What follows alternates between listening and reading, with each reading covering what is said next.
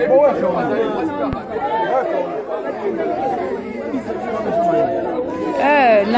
Chris. Elle est Abukie Mike. Azui a Timo Libulu a kundie na kati ya lopango na ye moko.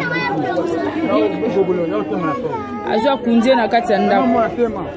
Donc a kundie. Donc Yvonne est parti.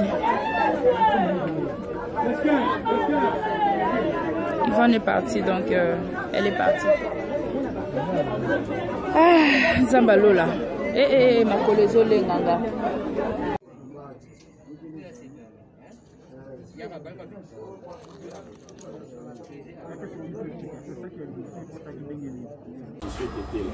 Avant d'Iwa.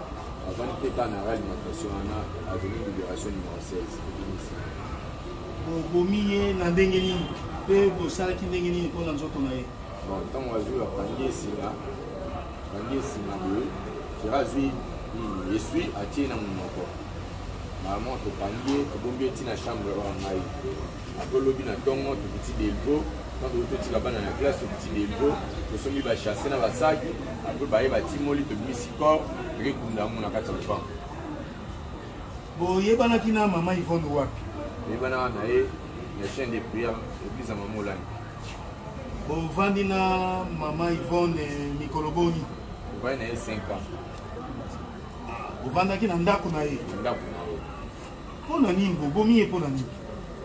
Vous avez pas un petit mot. Bobomiye pona nini? Popo zwa nini? Hein bobomiye pona nini? Boboma qui pas tant de l'autre dans le pango.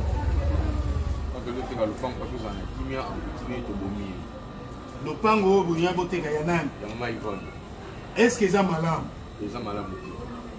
Monsieur Kuna, est-ce que vous salez malamu? C'est malamu. Si l'État ça la nini pour la Guinée. Apini